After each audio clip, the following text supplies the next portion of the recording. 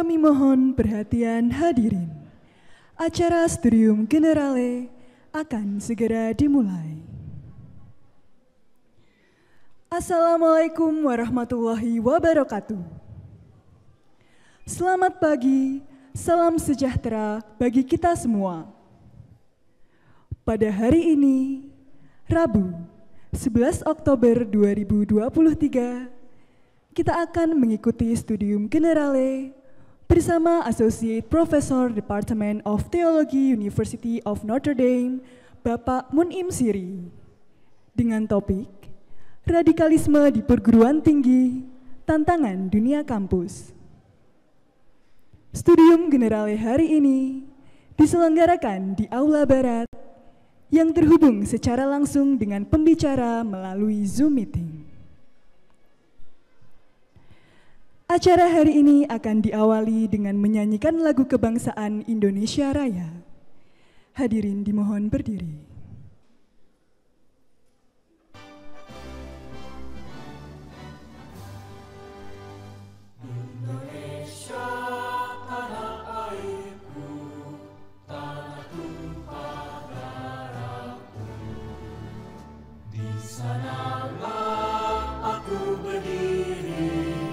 Jadi pandu ibuku, Indonesia kebangsaanku, bangsa dan tanah airku. Marilah kita berseru, Indonesia bersatu. Hiduplah tanahku, hiduplah negeriku, bangsaku, rakyatku semuanya. Bangunlah jiwanya, bangunlah badannya untuk Indonesia Raya. Indonesia Raya, merdeka, merdeka, tanahku, negeriku yang ku cinta. Indonesia Raya, merdeka, merdeka, hiduplah Indonesia Raya. Indonesia Raya, merdeka, merdeka, tanahku, negeriku yang ku cinta. Indonesia Raya, merdeka, merdeka, hiduplah Indonesia Raya.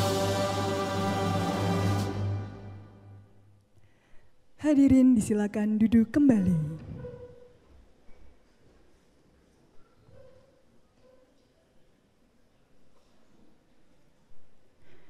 Selanjutnya, kita akan mengikuti penyampaian sambutan dari Sekretaris Institut Teknologi Bandung yang sekaligus akan membuka acara pada hari ini. Kami silakan dengan hormat Profesor Wijaya Martokusumo. Baik ya, Assalamualaikum warahmatullahi wabarakatuh. Salam sejahtera, selamat pagi, dan salam sehat buat kita semua ya. Apa kabar rekan-rekan mahasiswa hari ini? Nggak kedengeran? Apa kabar? UTS gimana UTS? Lancar? Lancar ya, oke. Didoakanlah semoga sukses ya. Amin. Ya, baik ya para hadirin, rekan-rekan mahasiswa yang saya banggakan, tentu juga para kolega dosen, termasuk juga yang menyaksikan melalui YouTube streaming atau Zoom ya. Jadi awalnya kita memang merencanakan ini ya Bu Naomi secara Zoom ya. Oke, saya ingin mengucapkan selamat datang dan selamat berjumpa kembali pada mata kuliah KU 4078 Studium Generale semester 1 tahun 2023-2024. Baik, hari ini kita acaranya agak spesial kembali ya. Jadi pembicara kita berada ribuan kilometer dari tempat kita duduk ya. Jadi saya ingin memperkenalkan diri dulu saya kepada narasumber kita hari ini. Jadi saya Wijaya Martokusumo, Pak Profesor Munim Siri ya, Sekretaris Institut atas nama Rektor ITB Profesor Reni Wirahadi Kusuma ingin mengucapkan selamat datang ya kepada Bapak Profesor Mun-Im Siri ya. Jadi beliau ini adalah akademisi ya di Department of Theology ya. Jadi apa itu? Departemen Ketuhanan, kali ilmu ketuhanan, Universitas Notre Dame ya, Notre Dame di South Bend, Indiana di Amerika Serikat ya. Jadi semoga Pak Mun-Im Siri bisa mendengar ya, bisa menyimak ya. Jadi terima kasih ya Pak Mun-Im Siri ya. Ya, baik. Beliau ini adalah scholar di dalam bidang kajian Al-Qur'an dan hubungan antaragama ya. Nah, jadi saya ingin mengucapkan selamat bergabung Prof. Mun-Im Siri di acara Studium Generale ITB di Bandung ya. Terima kasih atas kesediaan dan perkenannya untuk hadir sharing di acara ini ya. Para hadirin tadi sudah disampaikan, diperkenalkan secara singkat. Topik hari ini adalah menarik ya, radikalisme di perguruan tinggi, tantangan dunia kampus ya. Jadi Prof. Mun-Im, saya sedang baca buku Bapak yang tentang pendidikan dan radikalisme tapi belum selesai ya. Itu bukunya menarik sekali. Jadi hari ini kita akan mendengarkan paparan dan insya Allah kita bisa bertukar pikiran dengan beliau meskipun kita terpisah oleh jarak. Nah, sebagai kelaziman Studium Generale ini akan berlangsung sampai dengan pukul 10 gitu paparannya ya. Nanti ada waktu sekitar 3/4 jam untuk diskusi. Saya juga ingin mengucapkan terima kasih kepada Pak Dr. Umar Khayyam, moderator yang akan memimpin acara diskusi ini. Terima kasih ya Pak Umar Khayyam. Beliau ini adalah dari KK Kelompok Keahlian Ketenagalistrikan, Sekolah dari STAY ya, dari STAY ya. Dan ini terima kasih ya. Tentunya juga saya ingin mengucapkan terima kasih kepada rekan-rekan kolega dosen, para pengampu mata kuliah ini. Di sini ada Pak Direktorat Kemahasiswaan, ada Ibu Naomi, dan juga yang lain-lain ya. Nah, saya juga ingin mengucapkan terima kasih nih kepada kolega saya Pak Wakil Rektor Perencanaan Keuangan dan Pengembangan, Pak Profesor Abduh ya. Pak Abduh hadir ya, Pak Abduh ya. Ini saya dapat masukan menarik tentang narasumber ini sehingga kita hadir Pak. Oke, makasih Pak Abduh ya. Jadi kita memutuskan untuk mengundang Prof. Mun-Im Siri ya. Baik, dengan mengucapkan basmalah saya buka acara ini. Selamat menikmati, semoga kita menjadi semakin pinter dan semakin cerdas dalam menghadapi dinamika yang sangat luar biasa ke depan. Wassalamualaikum warahmatullahi wabarakatuh. Waalaikumsalam.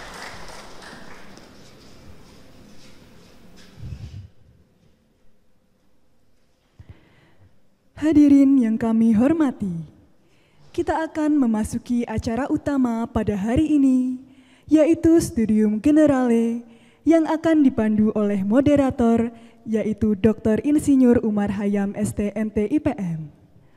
Beliau adalah dosen di Sekolah Teknik Elektro dan Informatika ITB yang tergabung ke dalam kelompok keahlian teknik ketenagalistrikan.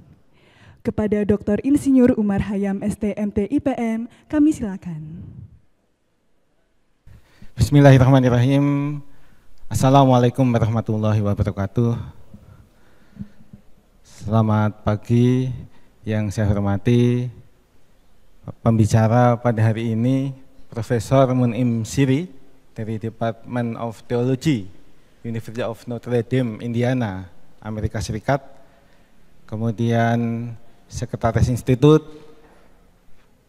Profesor Wijaya, kemudian ada Wakil Rektor Profesor Muhammad Abduh, ada Direktur Humas yang saya hormati Bu Dr. Naomi Haswanto, dan Direktur Kemahasiswaan di sini adalah Dr.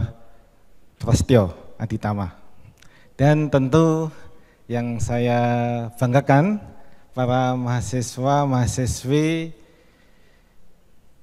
peserta kuliah Studium General KU 4078 di kampus Ganesha, kampus ITB Ganesha, kampus ITB Jatinangor, kampus ITB Cirebon, dan kampus ITB Jakarta.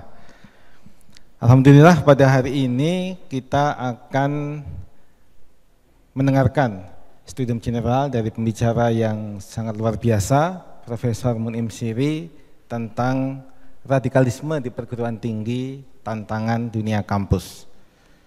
Sebelumnya saya ingin menyampaikan secara singkat kurikulum vitae dari Profesor Mun'im Siri. Profesor Mun'im Siri ini menempuh studi di International Islamic University Islamabad, Pakistan.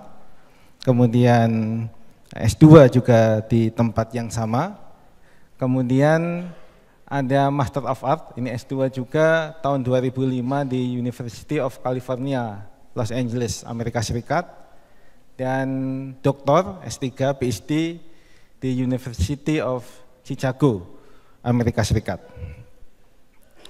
Kemudian beliau saat ini adalah Associate Professor of Theology di Department of Theology, University of Notre Dame, Indiana, Amerika Serikat.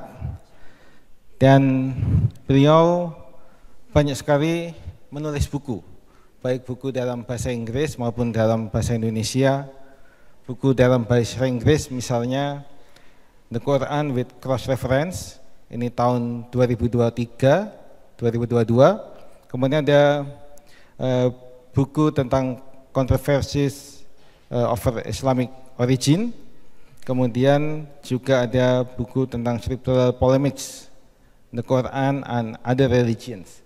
Kemudian banyak sekali buku-buku beliau dalam bahasa Indonesia seperti yang sedang dibaca oleh Sekretaris Institut Prof. W, yaitu Pendidikan dan Radikalisme, Data dan Teori Memahami Intoleransi Beragama di Indonesia. Kemudian berbagai buku yang lain. Nah, Profesor Mun'im Siri ini saya kini perkenalan di antara kita yang pertama kali ya, karena saya belum pernah bertemu sebelumnya. Saya Umar Khayyam, dosen di kelompok keilmuan teknik ketenagalistrikan, Sekolah Teknik Elektro dan Informatika ITB. Ini diamanai menjadi moderator pada pagi hari ini.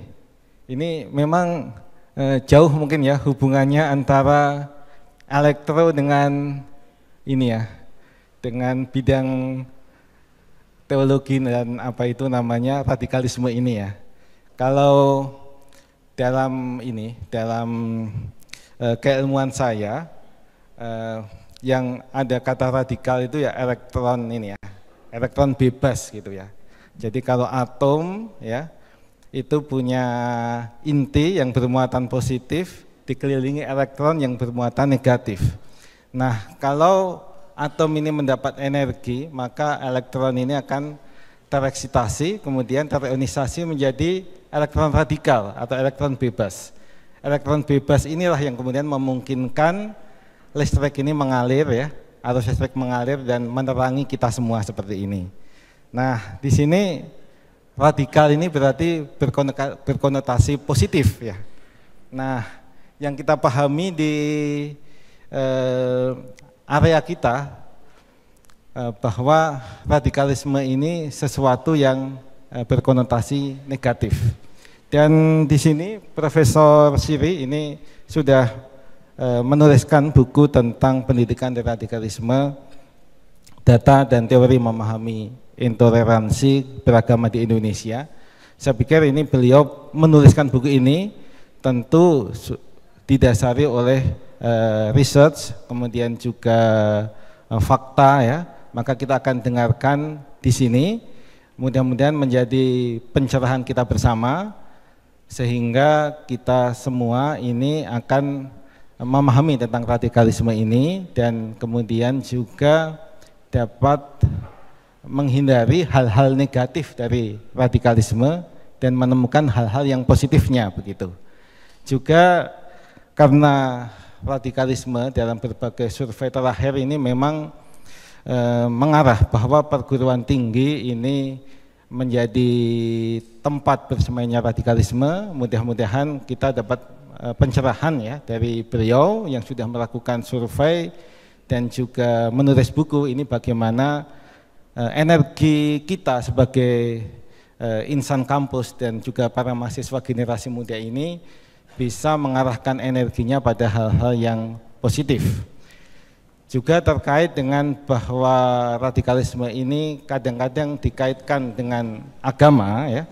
Ini kita mudah-mudahan bisa mendapatkan penyerahan bagaimana agar agama ini bisa menjadi solusi dan juga bukan menjadi problem dan tidak menimbulkan radikalisme yang berarti atau berkonotasi negatif.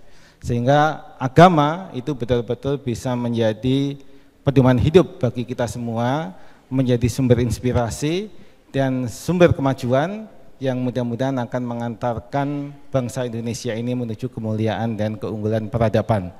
Baik, saya tidak akan berpanjang lebar, kita akan segera mendengarkan penjelasan kuliah umum dari Profesor Munim Siri. Ini waktunya kira-kira sampai jam 10 ya Profesor ya. Ini nanti setelah itu kita akan ada tanya jawab sekitar 45 menit. Kalau akan lebih sedikit juga nggak apa-apa, silahkan ya. Baik, saya persilahkan kepada Profesor Munim Siri. Kami mengucapkan terima kasih atas kesediaan dan waktu yang diberikan. Waktu sepenuhnya kami berikan kepada Profesor Munim Siri. Silahkan. Baik, terima kasih Kang Dr. Umar Khayyam atas sambutannya yang sangat baik. Juga teman-teman sekalian, selamat pagi. Assalamualaikum warahmatullahi wabarakatuh. Waalaikumsalam warahmatullahi wabarakatuh.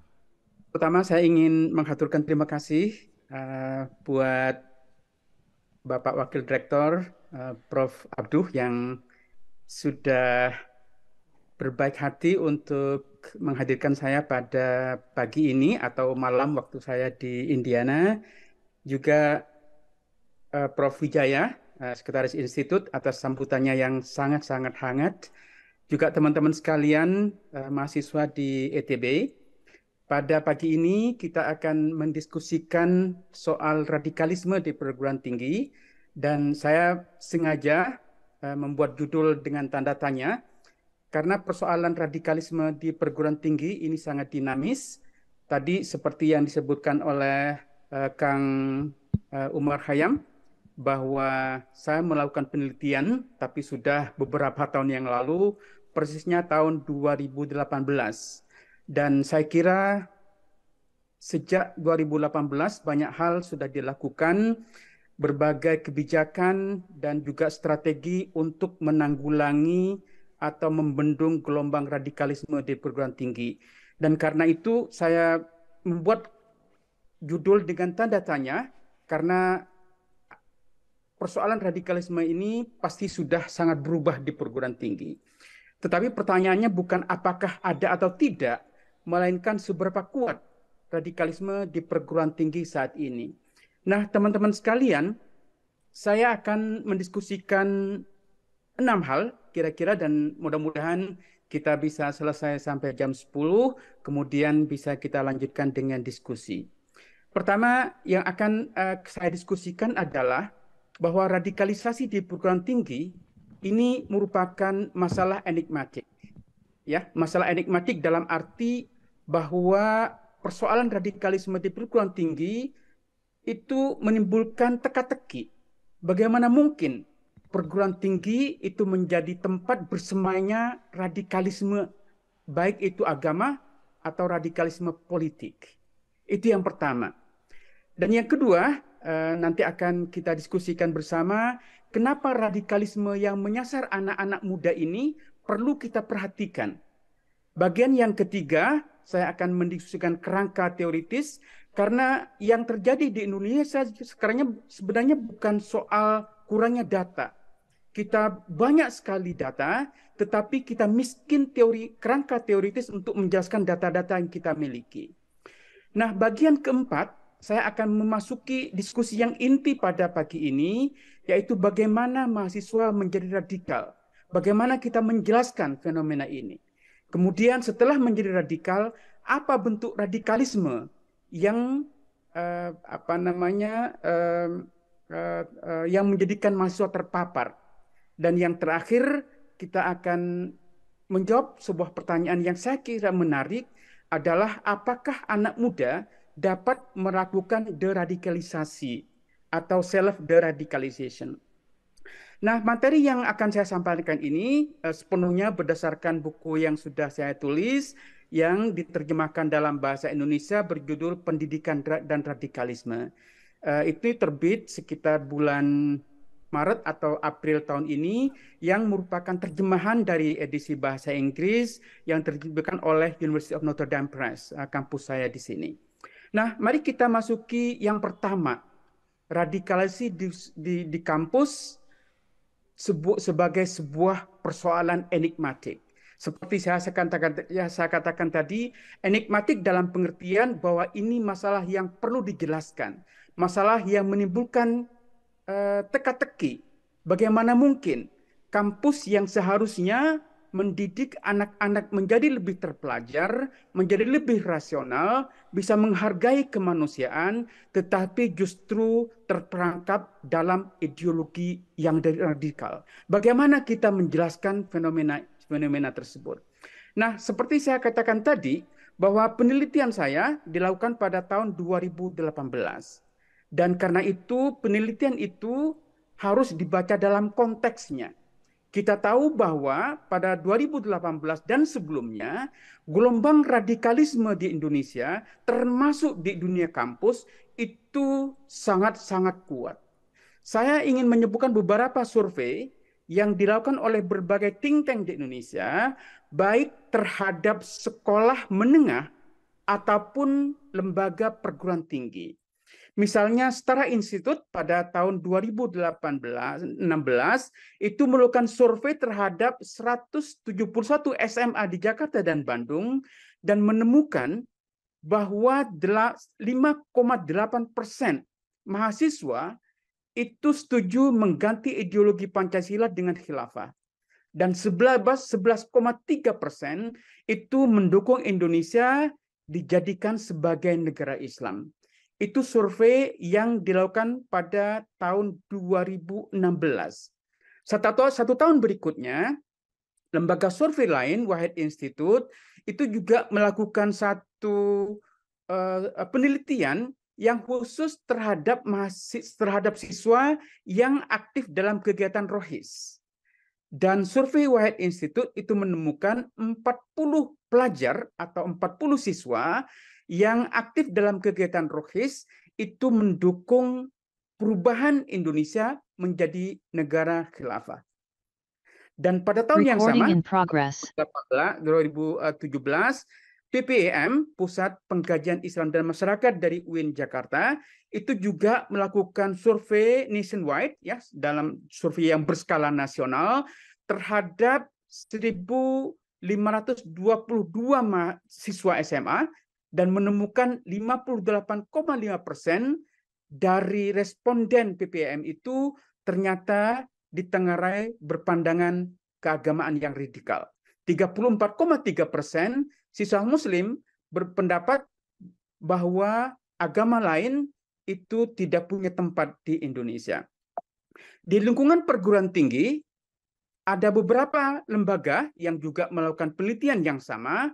Pada tahun 2016, itu LIPI, Lembaga Ilmu Pengetahuan Indonesia, melakukan satu survei yang mewanti-wanti masyarakat umum bahwa gerakan radikal telah menyusup ke dunia kampus dan merekrut mahasiswa menjadi atau terlibat dalam kelompok-kelompok radikal. Pada 1 tahun berikutnya, itu Al-Farah Institute, Al-Farah Research Center, seperti Anda lihat dalam screen itu, menemukan bahwa 29,5% mahasiswa tidak mendukung kepemimpinan non-Muslim. Dan 23,4% mahasiswa mendukung Indonesia menjadi negara Islam. Bahkan 23,5% setuju dengan gerakan kelompok ISIS. Ya, ini sungguh sangat mencengangkan bahwa tingkat dukungan terhadap ISIS di kalangan mahasiswa itu cukup tinggi. Nah, barangkali kabar yang paling mencengangkan adalah hasil penelitian dari Badan Nasional Penanggulangan Terorisme atau BNPT yang merilis hasil penelitiannya pada 2018 yang menunjukkan bahwa ada infiltrasi radikalisme ke 7 perguruan tinggi terkemuka di Indonesia, termasuk ITB, EPB, UI, Undip, ITS, UNER, dan Unibro. Dan saya melakukan penelitian itu karena dimotivasi oleh banyaknya lembaga-lembaga think tank di Indonesia yang menyebut bahwa dunia kampus telah terpapar paham radikal. Nah, karena itu hasil penelitian yang saya lakukan tahun 2018 itu perlu dibaca dalam konteksnya. Bahwa pada tahun-tahun itu dan sebelumnya memang terjadi gelombang radikalisme yang sangat tinggi, termasuk masuknya atau menyusupnya paham radikal ke dunia kampus. Tetapi yang perlu kita tahu bahwa gelombang radikalisme atau kekhawatiran terhadap anak-anak muda kampus terpapar paham radikal ini bukan unik di Indonesia. Ini sebenarnya menjadi keprihatinan global.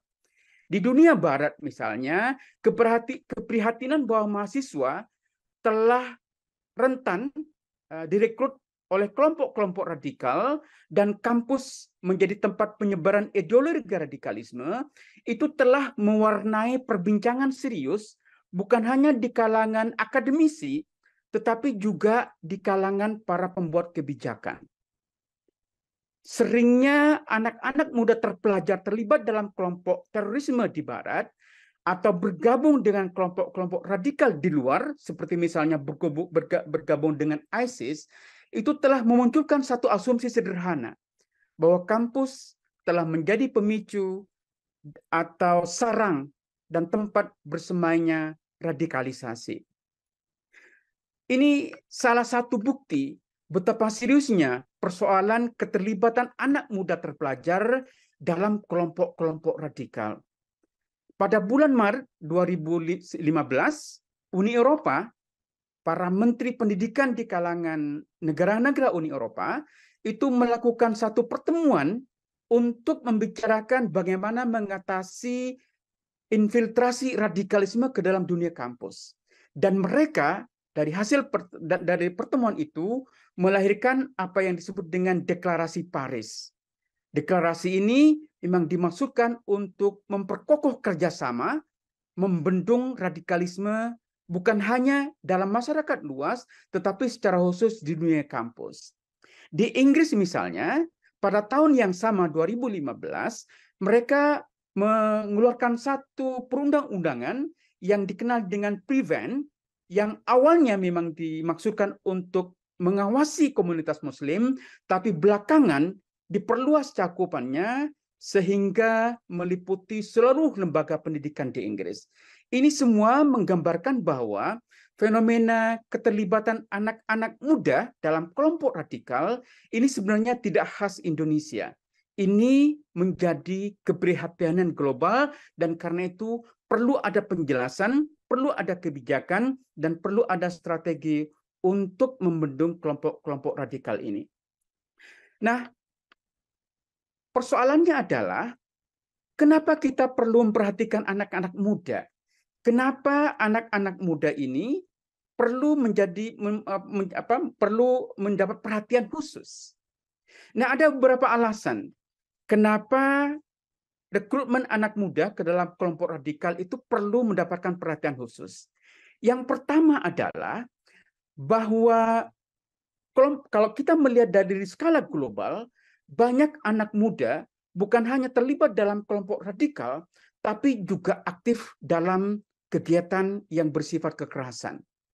Misalnya di Nigeria, kita tahu ada Boko Haram yang sebenarnya melibatkan anak-anak muda yang melakukan tindakan sangat brutal, membunuh, membakar, dan bahkan menganiaya anak-anak kecil dan wanita-wanita yang tidak berdaya. Di Somalia, kita juga mengetahui satu kelompok yang sangat brutal bernama Asy-Syabab. Ya, kita tahu Asy-Syabab ini adalah bahasa Arab yang artinya adalah para pemuda. Di Afghanistan, yang rejim berkuasa sekarang itu disebut dengan Taliban. Yang Taliban juga berbahasa Arab atau berbahasa Persia yang berarti adalah para siswa. Ini kenapa keterlibatan anak-anak muda dalam kelompok radikal menjadi sebuah keprihatinan yang perlu mendapatkan perhatian secara khusus. Yang kedua adalah soal formasi identitas di kalangan anak-anak muda. Anak-anak muda berada dalam fase formasi identitas di mana mereka sedang mencari bentuk jati diri. Umumnya, ketika mereka dalam proses mencari jati diri, mereka dapat mudah mengadopsi mentalitas intoleran atau radikal sebagai mekanisme pembelaan diri terhadap kebingungan identitas yang mereka alami atau ancaman dari luar. Dan karena itu, situasi tentang banyaknya anak-anak muda yang terlibat dalam kelompok radikal itu perlu mendapatkan perhatian karena keterlibatan mereka dalam kelompok radikal itu akan membentuk pribadi mereka di masa yang akan datang. Dan alasan yang ketiga, kenapa anak-anak muda perlu mendapatkan perhatian khusus, itu karena anak-anak muda ini adalah generasi yang sekarang sedang aktif di lembaga-lembaga pendidikan. Dan kita tahu lembaga pendidikan merupakan representasi dari tempat yang paling plural. Keragaman itu ada dan sangat dekat dialami oleh generasi kaum terpelajar. Bukan hanya di lingkungan tempat bermain, di dalam kelas kita akan bertemu dengan mereka yang berlatar belakang berbeda, baik dari segi etnik, dari segi agama, dari segi ras, ataupun antar kelompok. Nah, karena itu perlu difikirkan bersama bagaimana kontak atau pertemuan antar siswa dari berbagai kelompok, dari berbagai latar belakang agama yang berbeda, ini berpengaruh terhadap proses kematangan identitas itu. Ada berbagai teori yang bisa menjelaskan tentang pengaruh lingkungan. Salah satunya dikembangkan oleh Gordon Allport yang menulis buku yang sangat bagus berjudul The Nature of Prejudice atau Watak Prasangka, di mana dia berargumen bahwa semakin sering terjadi kontak dengan kelompok-kelompok yang berbeda, itu akan membentuk kepribadian yang ramah atau toleran terhadap keragaman. Nah, karena itulah situasi kampus ini perlu mendapatkan perhatian yang sangat serius karena kampus merupakan tempat di mana anak-anak muda dari berbagai latar belakang itu berinteraksi secara sangat intens. Nah, yang lain saya kira juga kenapa anak muda ini perlu mendapatkan perhatian dan kita pelajari secara serius karena pada fase-fase ini mereka yang terlibat dalam kelompok radikal atau paham intoleran itu sedang terbentuk, ya, atau yang saya sebut dengan radicalism in the making. Bagaimana radikalisme itu terbentuk di kalangan anak-anak muda. Nah, bagian yang ketiga, sebelum kita mendiskusikan hasil temuan saya ingin mendiskusikan secara sangat singkat kerangka teoritis bagaimana kita memahami berbagai terminologi yang akan banyak kita sebut dalam diskusi kita pada pagi ini. Ada 3 konsep yang akan banyak kita sebut. Yang pertama adalah soal toleransi, yang kedua kebalikan dari toleransi yaitu intoleransi, dan yang ketiga adalah radikalisme atau radikalisasi. Nah, tentu saja ketiga konsep ini telah dipahami berbeda oleh sarjana-sarjana yang berbeda. Nah, karena itu kita perlu mengetahui secara konseptual bagaimana kata-kata kunci ini kita pahami dalam diskusi kita pada pagi ini.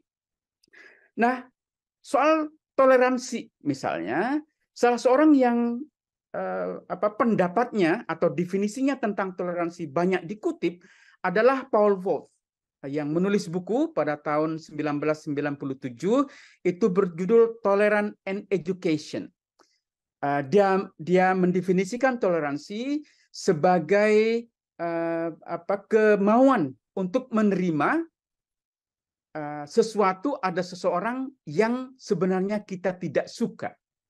Jadi dalam toleransi itu ada aspek ketidaksukaan. Jadi kita menoleransi sesuatu yang sebenarnya kita tidak suka. Ini definisi yang banyak kita pakai ketika kita menggunakan istilah toleransi, yaitu membiarkan orang lain melakukan sesuatu yang sebenarnya kita tidak suka. Nah, jadi kita menoleransi sesuatu yang tidak kita suka. Yang kedua, ini adalah definisi yang dibuat oleh UNESCO, dan saya lihat ketika kalangan sarjana di Indonesia menyebut tentang toleransi, biasanya definisi UNESCO yang mereka gunakan, yakni bahwa toleransi itu terkait dengan penghargaan atau penghormatan, penerimaan atau apresiasi terhadap keragaman. Jadi tidak ada kaitannya dengan sesuatu yang tidak disukai, melainkan respect, penerimaan, dan apresiasi terhadap keragaman. Nah, ketika kita berbicara tentang toleransi, biasanya satu di antara dua definisi ini yang kita gunakan. Apakah terkait dengan menoleransi sesuatu yang kita tidak suka, supaya terjadi hubungan yang lebih baik, atau toleransi sepenuhnya dipahami sebagai sesuatu yang positif, yakni respect, penerimaan, dan apresiasi terhadap keragaman. Juga soal radikalisme dan radikalisasi, seperti halnya toleransi, istilah radikalisme dan radikalisasi juga dipahami berbeda oleh banyak sarjana yang berbeda. Banyak teori tentang radikalisasi dikembangkan dalam berbagai disiplin, baik itu sosiologi, antropologi, kriminologi, hukum, teori politik, dan seterusnya. Dan salah satu dari saya kira kelebihan dari buku yang saya tulis adalah bahwa saya menghimpun berbagai pandangan sarjana dalam memahami apa itu radikalisme dan radikalisasi. Biasanya para sarjana mengaitkan radikalisasi itu sebagai sebuah proses. Jadi banyak teori dikembangkan yang pada akhirnya akan menyebut bahwa radikalisasi itu tidak terjadi seperti halnya kita membolekkan tangan. Tidak terjadi secara sekejap, melainkan suatu proses yang meliputi berbagai tahapan. Jadi ada yang menyebut dengan teori pathways atau jalan menuju radikalisasi. Misalnya ada pra-radikalisasi sebelum menjadi radikal, kemudian identifikasi diri dengan kelompok-kelompok radikal, ketika mengidentifikasi dengan kelompok radikal, kemudian mengalami indoktrinisasi, baru kemudian terjadi apa yang biasa didefinisikan sebagai jihadisasi. Tetapi ada juga para sarjana yang menggunakan teori yang biasa disebut dengan staircase, yaitu tangga yang meliputi dari satu tangga, satu tingkatan ke tingkatan berikutnya. Jadi teman-teman sekalian, bahwa yang akan kita diskusikan ini adalah sebuah proses bagaimana seseorang itu menjadi radikal. Nah, karena itu, bagaimana seorang menjadi radikal tentu dimotivasi oleh berbagai faktor. Ada banyak faktor yang mempengaruhi seseorang itu menjadi radikal. Tetapi yang menarik untuk kita diskusikan adalah kerangka teoritis bagaimana kita memahami seseorang atau mahasiswa itu menjadi radikal in the first place.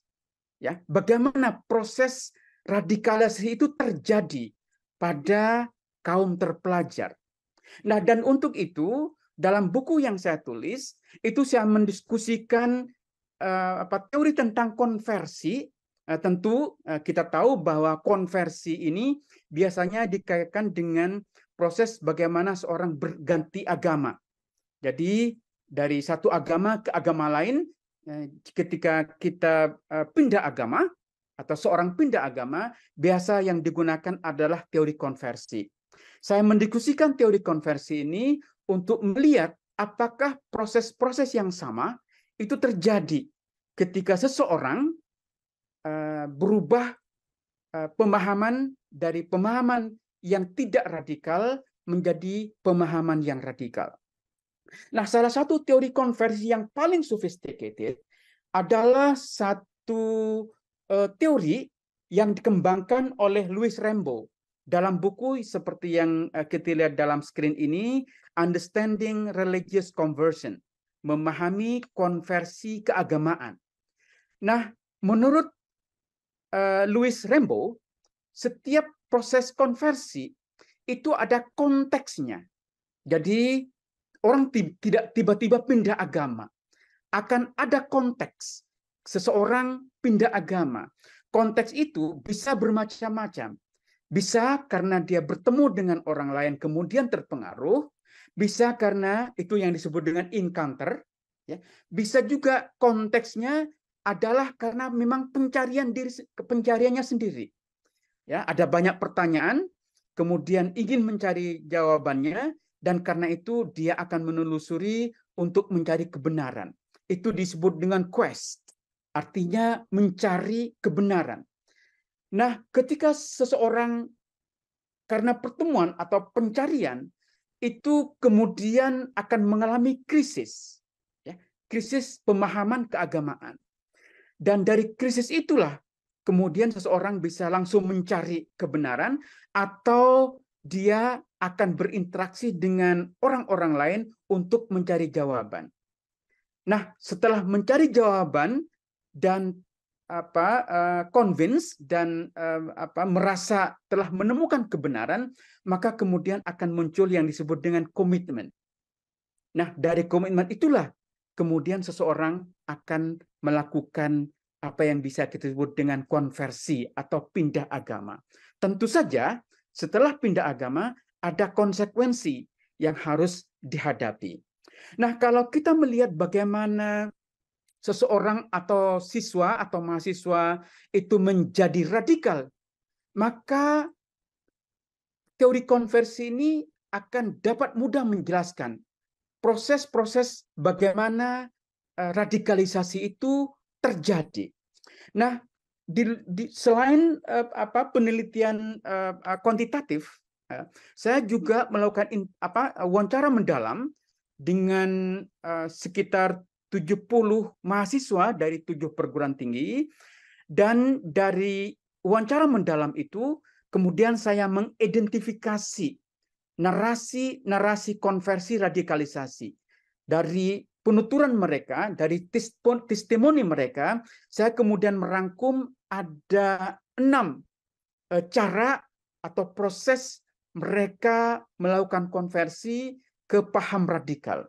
Yang pertama adalah karena pengaruh atau godaan teman. Jadi banyak sekali mahasiswa yang menuturkan mereka itu menjadi radikal karena pengaruh atau iming-iming dari teman. Jadi itu satu narasi, satu testimoni yang disampaikan oleh banyak sekali mahasiswa yang terpapar paham radikal. Yang kedua, itu karena pengaruh lingkungan yang memaksa. Terutama mereka yang tinggal di satu dormitory atau satu kos-kosan, di mana kos-kosan itu dimiliki oleh kelompok radikal. Nah, di situ mereka yang tinggal di kos-kosan itu, di asrama itu, secara lingkungan terpaksa terlibat dalam kelompok radikal juga. Jadi ada sejumlah mahasiswa yang saya wawancari mengaku terlibat dalam kelompok radikal karena lingkungan di asramanya yang memang memaksa untuk menjadi radikal. Nah, tipologi ketiga yang saya temukan dari wawancara adalah mereka menjadi radikal memang karena situasi dalam lingkungan keluarga. Jadi dari lingkungan keluarga yang memang cenderung simpati terhadap kelompok-kelompok radikal, dan itu berpengaruh terhadap mahasiswa sehingga juga punya ketertarikan terhadap kelompok radikal. Tetapi juga ada sebagian dari mahasiswa yang menjadi radikal itu karena quest, karena pencariannya, karena keingintahuan mencari kebenaran, sehingga mereka terlibat dalam kelompok radikal. Nah, ini yang menarik, tipologi yang kelima, bahwa ada sebagian mahasiswa menjadi radikal itu karena trauma atau depresi personal. Misalnya karena putus pacar, kemudian dalam situasi depresi personal itu dia diajak kawannya dan kemudian terlibat dalam kelompok radikal. Memang ada juga di antara mereka yang menjadi radikal menurut pengakuannya karena mendapat hidayah Tuhan. Jadi ada sebagian mahasiswa yang saya wawancari mengatakan terlibat dalam kelompok radikal sebagai wujud dari hidayah ilahi. Nah, bagi seorang yang punya ketertarikan pada aspek-aspek sosiologis, sesungguhnya ini menjadi hal menarik, ya, untuk melihat biografi siswa sebelum menjadi radikal dan apa yang terjadi setelah terlibat dalam kelompok radikal. Nah, bagian berikutnya yang ingin saya diskusikan adalah setelah menjadi atau terlibat dalam kelompok radikal, apa yang kemudian terjadi? Ya, apakah kemudian mereka akan melakukan tindakan kekerasan? Memang ada banyak sarjana yang mengatakan ada hubungan kausalitas antara radikalisme dan kekerasan. Jadi sebagian sarjana itu mendefinisikan radikalisme sebagai what goes on before the bomb goes off. Jadi radikalisme itu adalah apa yang terjadi sebelum bom itu meledak. Nah, jadi itu biasanya satu definisi yang dikemukakan oleh mereka yang menganggap ada hubungan kausalitas antara radikalisme dan kekerasan. Artinya pada akhirnya radikalisasi itu akan berujung pada kekerasan. Namun demikian dalam penelitian saya menyimpulkan bahwa tidak ada hubungan kausalitas antara radikalisme dan kekerasan. Tidak semua orang yang punya paham radikal itu akan melakukan tindak kekerasan. Jadi salah satu temuan saya memang untuk merevisi kecenderungan di kalangan para sarjana yang menganggap ada keterkaitan antara radikalisme dan kekerasan. Nah, ada beberapa data statistik yang ingin saya sebutkan, tentu tidak banyak. Kalau ingin membaca yang detail, itu ada dalam buku karena sudah didiskusikan dalam satu buku yang lebih dari 400 halaman. Saya hanya ingin menyebut 1-2 data statistik untuk memperlihatkan bahwa tidak ada hubungan antara radikalisme dan kekerasan. Ini satu data angka-angka. Saya kira tidak banyak teman yang tertarik dengan angka-angka ini. Tapi kalau Anda lihat di sini bahwa memang ada perubahan yang cukup menonjol terhadap mereka yang terpapar paham radikal. Misalnya mereka akan lebih rajin terlibat dalam kelompok-kelompok usroh atau pengajian yang sembunyi-sembunyi, yang mengatakan sering terlibat itu 32%, yang mengatakan kadang-kadang menghadiri kelompok usroh itu 29,4%, yang mengatakan tidak ada perubahan itu hanya 38,6%. Juga menghadiri kegiatan-kegiatan dakwah itu sangat tinggi. Yang rendah itu membatasi interaksi dengan kelompok yang beda etnik atau membatasi interaksi dengan orang-orang kaya, itu sedikit sekali perubahannya. Tetapi membatasi interaksi dengan kelompok yang beda agama itu relatif tinggi. Jadi sekitar 40% lebih sedikit mereka yang sudah masuk dalam kelompok radikal itu mengatakan mulai membatasi diri berinteraksi dengan kelompok-kelompok yang berbeda agama. Juga semakin mereka terlibat dalam kelompok radikal, tingkat ketidaksukaan terhadap Amerika itu ternyata semakin tinggi.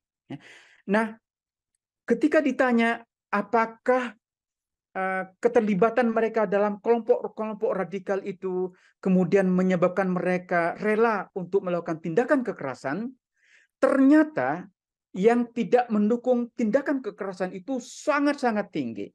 Jadi mereka yang mengatakan yang tidak setuju atau tidak mendukung pengerusakan rumah ibadah agama lain itu 96,6%. Jadi tinggi sekali. Jadi ini berarti bahwa terlibat dalam kelompok-kelompok radikal tidak berarti mendukung tindakan kekerasan. Nah, misalnya juga apakah mereka mendukung bom bunuh diri melawan musuh Islam? Ternyata yang tidak mendukung itu 95,6%. Jadi tinggi sekali, the vast majority. Mereka yang terlibat dalam kelompok radikal itu ternyata tidak mendukung bom bunuh diri untuk melawan musuh Islam. Nah, memang ketika ditanya tentang jihad membela agama, yang tidak mendukung itu hanya 62,1%. Tetapi lagi-lagi kita perlu berdiskusi apa yang mereka maksud dengan jihad. Tetapi poin saya adalah bahwa ini tampak sekali bahwa tidak ada hubungan kausalitas antara terlibat dalam kelompok radikal dan tindak kekerasan. Dan karena itu dalam buku yang saya tulis, saya menyebut anak-anak muda terpelajar ini sebenarnya hanya radikal setengah hati. Ya, mereka itu tidak sepenuhnya radikal. Saya menggunakan istilah relaktan radikal yang oleh penerjemah dalam versi Indonesia itu diterjemahkan sebagai radikal ogah-ogahan, artinya radikal yang sebenarnya tidak serius. Ya, dalam satu artikel, teman-teman nanti bisa Google bersama beberapa peneliti di UNER di Surabaya, kita menulis satu artikel menyebut bahwa radikalisme yang terjadi di kalangan anak muda di Indonesia di perguruan tinggi itu kita sebut sebagai pseudo radikalisme. Ya, jadi bukan radikalisme beneran. Ya. Dan ini bisa dilihat dari berbagai kriteria. Pertama, mereka menolak kekerasan dalam memperjuangkan ideologi radikal. Itu jelas, seperti terlihat dalam data yang tadi saya sebutkan.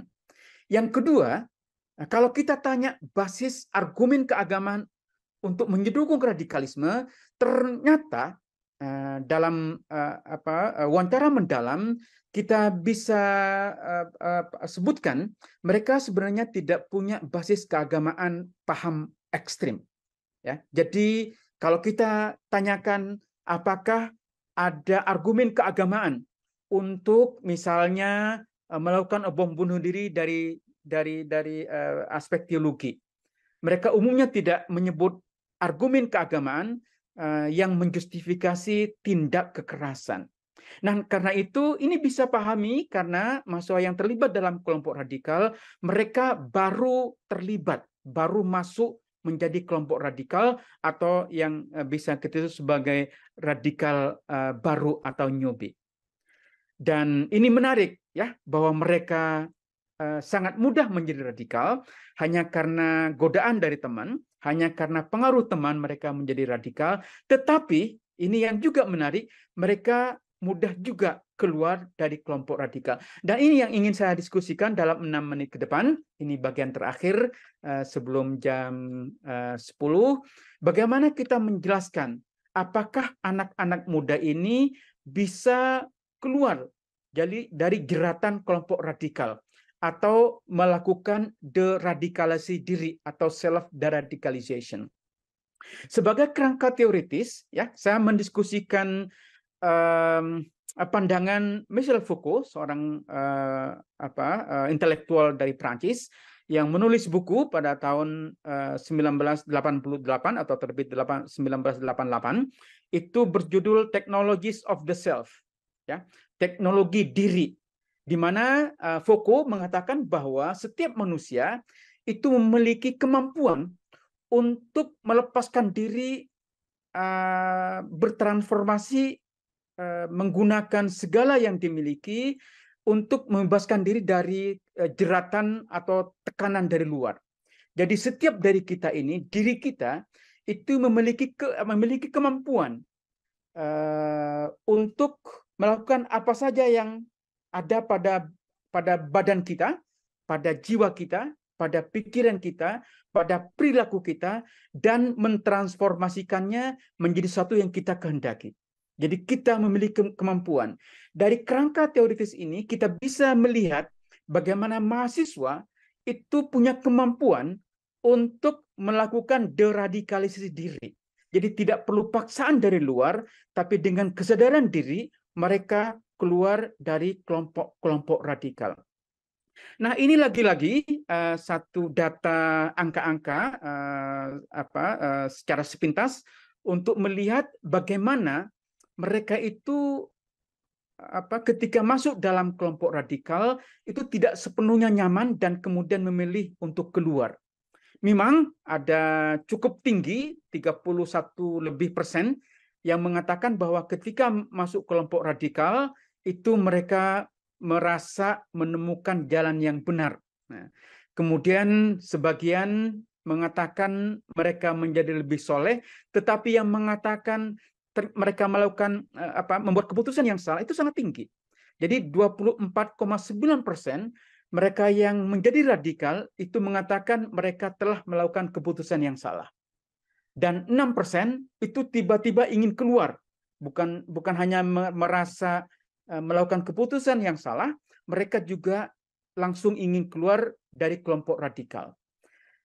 Nah, dari mereka yang mengatakan melakukan keputusan yang salah dan ingin keluar, bahkan yang menjadi lebih soleh, kita tanya kembali apa alasan mereka sehingga mereka berhenti menghadiri kegiatan-kegiatan radikal. Nah, ini yang menarik, ya, bahwa untuk keluar dari kelompok radikal itu tidak perlu paksaan dari luar, ya. Jadi ada yang keluar dari kelompok radikal hanya karena khawatir keterlibatan dalam kelompok radikal itu akan mempengaruhi keselamatannya. Itu orang bisa keluar dari kelompok radikal. Atau orang tua mengatakan jangan terlibat dalam kelompok-kelompok tertentu. Jadi 14,1% itu mengatakan keluar dari kelompok radikal karena dilarang oleh orang tua. Atau yang tinggi itu adalah mereka yang menganggap tidak nyaman ada dalam kelompok radikal. Itu 25% dari mereka mengatakan terlibat dalam kelompok radikal itu sebenarnya menjadikan mereka hidup dalam ketidaknyamanan. Jadi ada sekitar 5,9% itu keluar dari kelompok radikal karena nasihat dari temannya. Jadi mereka mudah menjadi radikal, tetapi mereka mudah juga untuk keluar dari kelompok radikal. Saya kemudian mengidentifikasi apa yang menyebabkan mereka itu tidak nyaman berada dalam kelompok-kelompok radikal. Ada beberapa poin yang saya ringkas dari interview mendalam dengan mereka. Yang pertama adalah dari berbagai testimoni mereka itu tampak bahwa radikalisme itu memang bukan sesuatu yang normal. Ya, jadi itu adalah sesuatu yang di luar hal-hal yang bisa kita lakukan dalam kehidupan yang normal, yang biasa. Nah, karena radikalisme itu tidak normal, maka seberapa lama mereka bertahan menjadi pertanyaan yang menarik. Ya. Dan umumnya mereka tidak bisa bertahan lama karena situasi yang tidak normal itu menjadikan mereka tidak bisa melakukan hal-hal yang biasa mereka lakukan. Jadi ada batasnya mereka terlibat dalam kelompok radikal. Itu yang pertama. Yang kedua adalah ketika seorang menjadi radikal, jangan dibayangkan dia tiba-tiba akan menikmati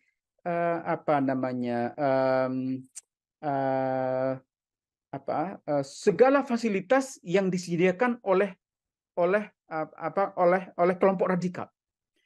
Jadi ada beragam ujian, ada beragam tugas, ada beragam jenjang yang harus dilalui oleh kaum radikal ketika mereka masuk dalam jaringan radikalisme. Misalnya mereka harus menamatkan kitab-kitab tertentu. Ya, ada satu kitab yang harus dibaca oleh anak-anak muda yang terlibat dalam kelompok radikal, itu berjudul Nizamul Islam atau Sistem Islam yang ditulis oleh pendiri HTI, Nabhani. Jadi mereka harus menguasai buku ini dan ada ujian-ujian tertentu sehingga bisa mereka lewati dari satu jenjang ke jenjang berikutnya. Dan bukan hanya mereka harus membaca kitab-kitab tertentu, mereka juga akan ada dalam pengawasan untuk melihat seberapa loyal mereka terhadap kelompok-kelompok radikal. Jadi terlibat dalam kelompok radikal itu ternyata tidak nyaman.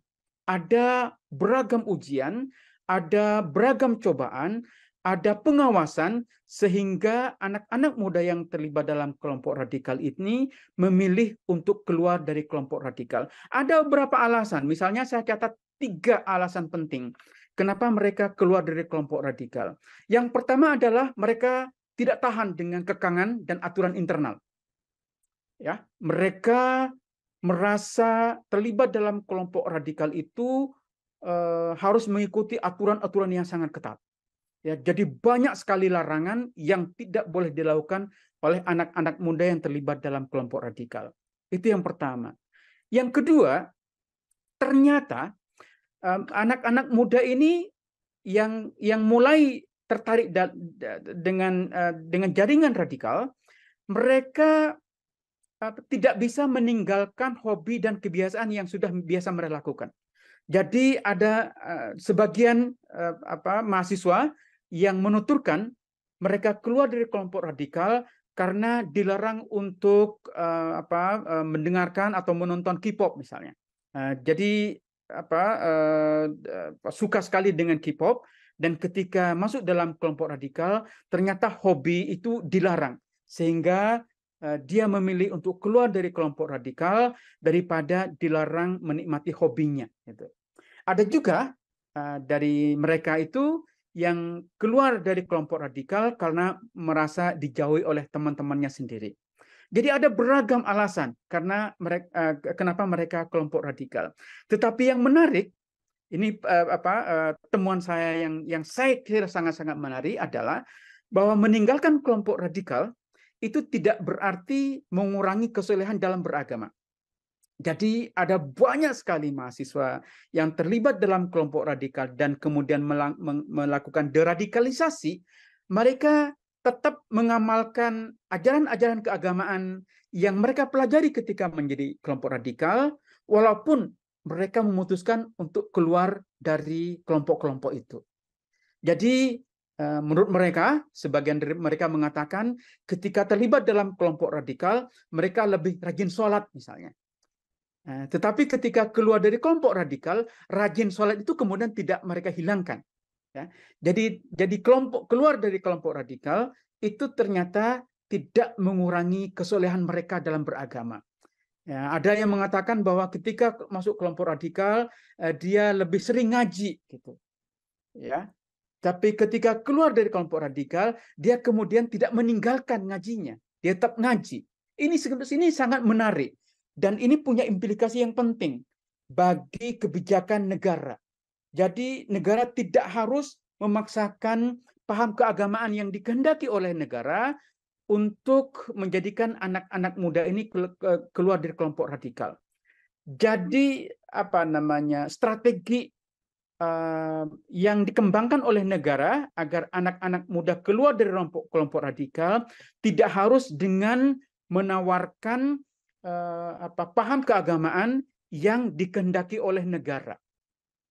Misalnya paham keagamaan yang sekuler misalnya.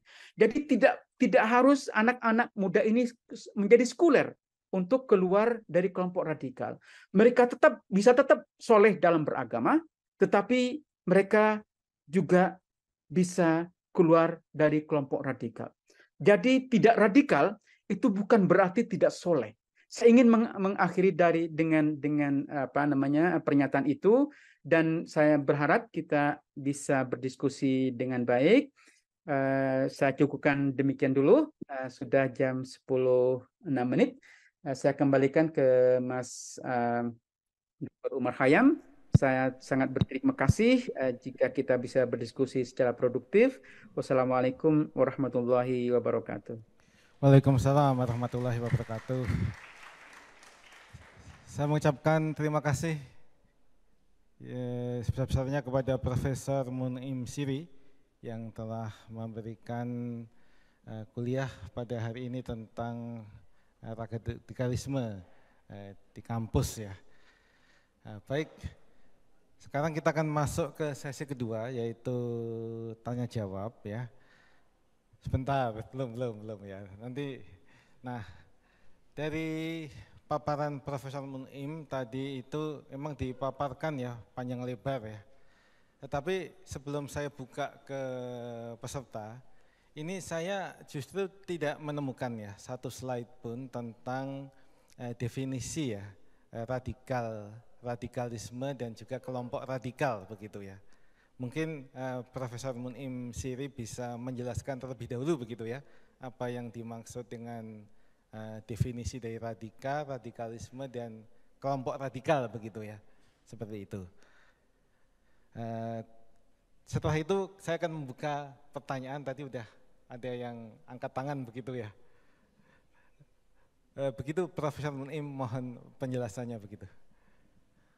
Baik Mas, saya tadi menyebutkan bahwa salah satu dari kelebihan buku saya memang terkait dengan begitu detail mendiskusikan konsep radikalisme dan radikalisasi. Ya. Itu diskusi yang sangat-sangat detail. Saya menghimpun beragam definisi yang dikembangkan oleh para sarjana dan juga para pembuat kebijakan. Nah, karena kita tahu bahwa istilah radikalisasi atau radikalisme ini memang pertama muncul bukan dari kalangan sarjana, melainkan dari para pembuat kebijakan. Dan karena itu kita tahu bagaimana kata radikalisme atau radikalisasi ini muncul sejalan dengan terjadinya event-event tertentu. Ketika tahun 2001 misalnya terjadi serangan teroris di Amerika, maka istilah radikalisme atau radikalisasi dikaitkan dengan terorisme itu menjadi kata kunci yang paling sering disebutkan. Ketika terjadi pengeboman di berbagai lokasi dan itu melibatkan orang-orang Islam, maka istilah radikalisme dan terorisme itu menjadi kata yang paling sering disebut. Nah, itu berarti bahwa radikalisme dan radikalisasi ini memang istilah yang dimunculkan oleh para pembuat kebijakan. Tetapi kedua istilah ini, radikalisme dan radikalisasi, kemudian menjadi perbincangan kesarjanaan yang serius di berbagai wilayah di Barat. Ya. Jadi dalam buku yang tadi saya sebutkan itu, Pendidikan Radikalisme, saya menghimpun beragam definisi tentang radikalisme dan radikalisasi. Nah, dalam penelitian saya juga melakukan satu upaya mengukur tingkat radikalisme. Jadi ada banyak pertanyaan untuk mengukur radikalisme seseorang. Misalnya terkait dengan sistem pemerintahan. Apakah seseorang itu mendukung perubahan Indonesia menjadi negara khilafah misalnya, atau mendukung perubahan Pancasila dengan khilafah, sistem khilafah misalnya. Itu salah satu cara untuk melihat paham radikal yang dianut oleh anak-anak muda. Dan kita tahu bahwa ternyata kelompok mahasiswa yang pertama kali mendeklarasi dukungan terhadap khilafah itu bukan terjadi di kampus-kampus Islam, justru terjadi di kampus-kampus umum. Kita tahu yang pertama kali mendeklarasikan dukungan terhadap khilafah di kalangan kampus itu dilakukan di EPB di Bogor. Jadi itu salah satu untuk mengukur tingkat radikalisme, baik terkait dengan sistem pemerintahan ataupun sistem paham keagamaan. Misalnya pertanyaan, apakah mereka mendukung hukum rajam misalnya dilakukan terhadap mereka yang melakukan perbuatan zina, atau apakah mereka mendukung perubahan bank konvensional menjadi bank syariah misalnya, atau mendukung penerapan hukum syariah sepenuhnya di Indonesia. Jadi ada beragam pertanyaan yang bisa kita tanyakan untuk mengukur tingkat kuat atau tidaknya radikalisme di kalangan mahasiswa. Dan pertanyaan tentang apakah apa radikalisme itu memang pertanyaan yang paling rinci saya diskusikan dalam buku. Terima kasih Prof. Munim. Baik, sekarang kami buka sesi tanya jawab ya.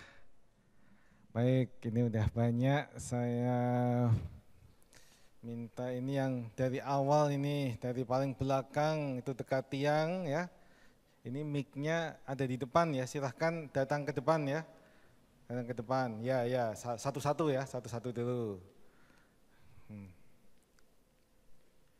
Bismillah. Assalamualaikum warahmatullahi wabarakatuh. Tolong Waalaikumsalam disebutkan nama, asal prodi ya, dan pertanyaannya. Baik Pak. Perkenalkan, nama saya Syauki, saya dari Sekolah Bisnis Manajemen ITB, jurusan manajemen, dengan NIM 190211158. Bapak Munim tadi telah, mungkin tadi ada statement dari Bapak ya, bahwa definisi dari radikal itu agak clingy gitu. Maksudnya banyak orang yang memberikan definisinya, dan banyak orang yang telah memberikan berbagai macam pemahaman terhadap radikal itu. Pertanyaan saya, dari survei yang Bapak lakukan, seperti tadi ada pertanyaan, apa perubahannya kamu rasakan setelah terpapar paham radikal? Apakah kamu mendukung kegiatan-kegiatan radikal? Dan hal-hal yang terkait hal-hal yang radikal, itu arti radikal di sana apa gitu Pak? Soalnya di sana ya perubahannya kamu rasakan seperti kayak rajin menghadiri kelompok studi atau agama seperti usroh, itu tuh adalah hasil dari terpapar paham radikal gitu. Terus apakah pemahaman Bapak terkait radikal itu telah dalam survei-survei Bapak gitu ya, apakah orang-orang tuh telah benar dalam mengartikan definisi radikal gitu?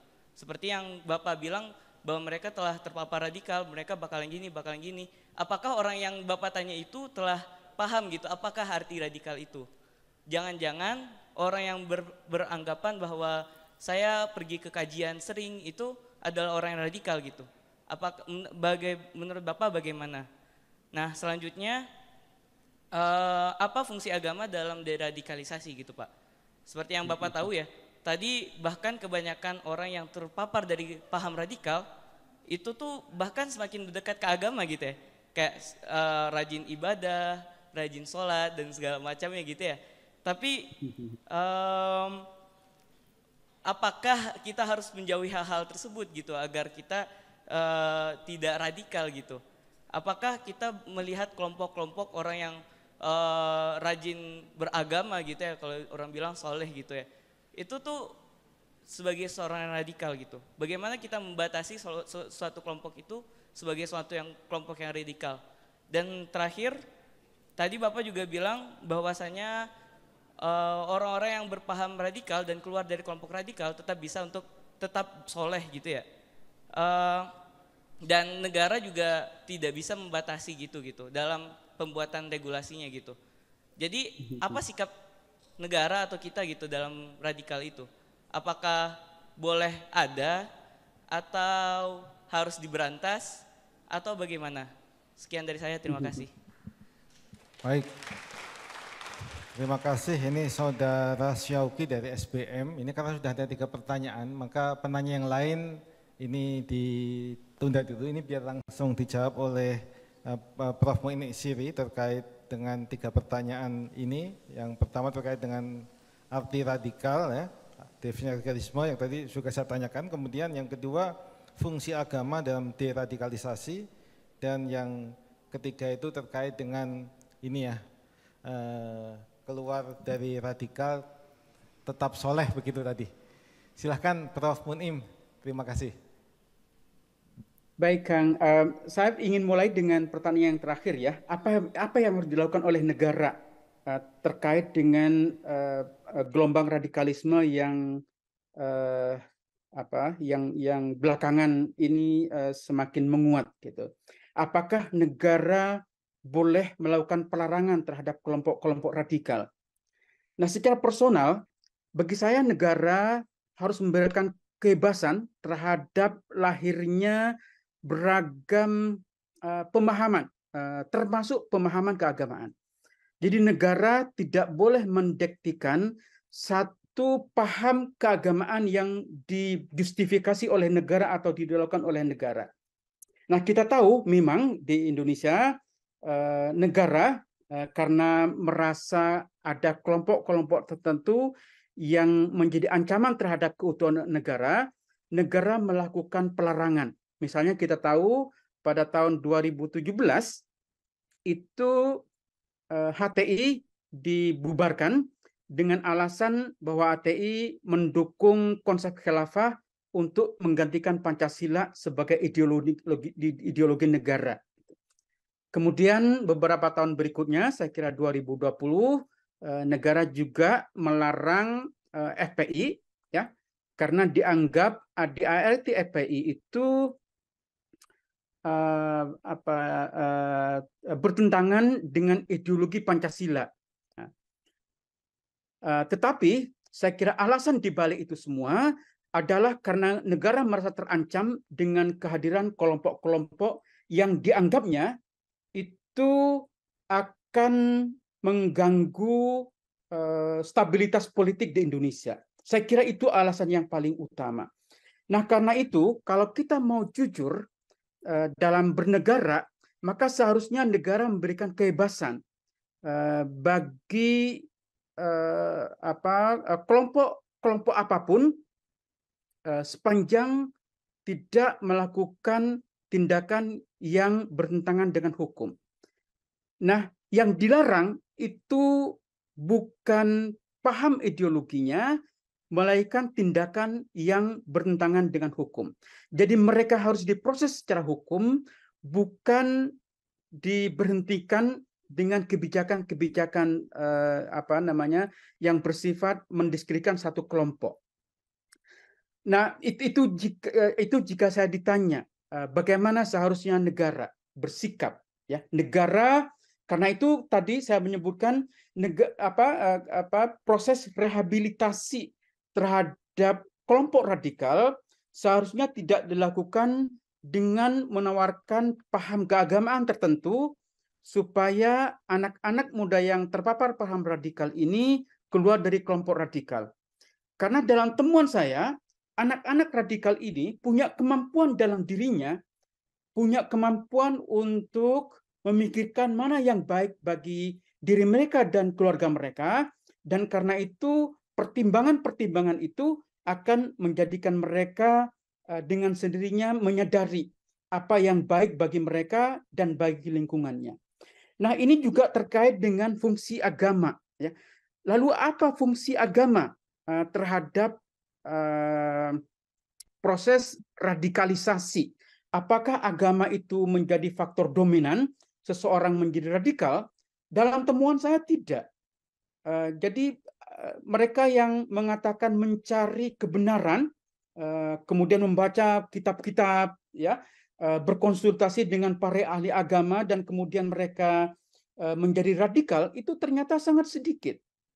Sebagian besar, the vast majority, mereka yang menjadi radikal itu karena pengaruh dari teman. Jadi ada sejumlah mahasiswa yang saya wawancarai itu terlibat dalam kelompok radikal karena mereka berhutang budi terhadap orang yang sering membantu, ya. Ada yang menyebutkan siswa yang kesulitan dalam belajar, kesulitan dalam ujian, kemudian ada kakak kelas yang dengan rajin membantu, dan kemudian kakak kelas itu mengajaknya untuk terlibat dalam kelompok radikal. Jadi lebih banyak karena pengaruh teman dibanding karena pengaruh paham keagamaan. Jadi sedikit sekali ya mereka masuk dalam kelompok radikal itu karena memahami kelompok radikal itu merupakan representasi dari paham keagamaan yang benar, gitu. Ya. Bahkan ketika mereka keluar dari kelompok radikal, alasan keagamaan itu tidak dominan. Ya, seperti tadi saya sebutkan, sebagian mereka keluar dari kelompok radikal karena nasihat teman, karena tidak diizinkan keluar orang tua, lebih dari karena mereka menyadari kelompok radikal itu bertentangan dengan paham keagamaan. Ya. Jadi ini mungkin agak mengagetkan ya, bagi sebagian kalangan yang menganggap bahwa agama akan berfungsi dominan bagi seorang untuk masuk dalam kelompok radikal atau keluar dari kelompok radikal. Dan ini bukan hanya terjadi di kalangan mahasiswa, banyak penelitian termasuk di Indonesia, kelompok-kelompok jihadis, ya, orang-orang yang terlibat dalam kegiatan jihad, kemudian mereka keluar dari kelompok jihad itu biasa dalam istilah akademis itu disebut dengan disengagement. Jadi mereka tidak lagi terlibat dalam kelompok radikal. Itu alasan utamanya itu bukan terkait dengan paham keagamaan. Itu sebagian karena memikirkan bahwa terlibat dalam kelompok-kelompok jihadis itu akan menjadikan keluarga mereka, anak-anak mereka tidak punya masa depan misalnya. Itu lebih dominan dibanding karena mereka menyadari paham kelompok radikal itu bertentangan dengan dengan agama yang seharusnya dianut. Ya. Jadi lebih pada pertimbangan sosiologis daripada pertimbangan teologis. Nah, terkait dengan pertanyaan dalam survei, sebenarnya itu pertanyaan ringkasnya ya, kegiatan radikal gitu. Kita tentu menjelaskan apa yang kita maksud dengan kegiatan radikal atau apa yang kita maksud dengan paham radikal. Jadi persoalannya bukan apakah mereka memahami radikalisme sudah benar atau tidak, ya, melainkan seberapa sering mereka terlibat dalam kelompok-kelompok yang kita sendiri mendefinisikannya sebagai kelompok radikal. Kelompok radikal seperti tadi saya sebutkan itu mereka misalnya yang mendukung penggantian Pancasila dengan khilafah atau mendukung perubahan Indonesia menjadi negara Islam atau penerapan syariah secara total, perubahan bank menjadi bank syariah dan seterusnya. Itu yang kita maksud dengan kelompok radikal. Jadi bukan apakah mereka sudah memahami apa itu radikal, karena kita menjelaskan secara rinci ketika melakukan wawancara apa yang kita maksud dengan kegiatan-kegiatan radikal. Kita tahu bahwa usroh itu salah satu model kegiatan pengajian yang biasa dikembangkan di kalangan kelompok-kelompok radikal ini. Tentu kita tahu usroh itu bahasa Arab yang berarti sebenarnya keluarga. Jadi mereka menganggap mereka yang terlibat dalam kelompok-kelompok pengajian yang sangat sekretif ini, yang yang terjadi secara sembunyi-sembunyi, mereka adalah satu keluarga. Karena itu pengajian yang mereka lakukan biasanya disebut dengan usroh, ya. Jadi itu salah satu bentuk pengajian yang biasa dilakukan oleh kelompok-kelompok radikal. Saya kira itu, Mas Soki, pertanyaan Anda sangat baik dan saya sangat senang mahasiswa-mahasiswa di ITB ini sangat cerdas, ya. Mudah-mudahan kita bisa berdiskusi tatap muka sehingga diskusi kita menjadi lebih saya kira banyak keterbatasan ketika kita berdiskusi melalui Zoom. Terima kasih dan saya kembalikan ke Mas Umar ya. Ya, terima kasih Prof. Munim dan Saudara Syauki. Baik, saya lanjutkan tadi udah banyak lagi ya yang ini.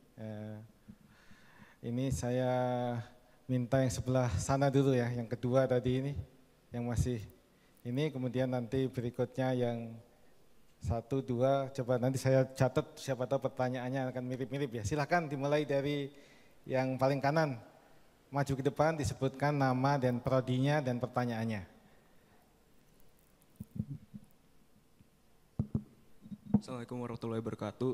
Nama saya Muhammad Fadlan Armon dari Prodi Manajemen SBM, NIM 190200013. Yang saya ingin nanya kepada Pak Munim itu berhubungan dengan radikalisme lagi.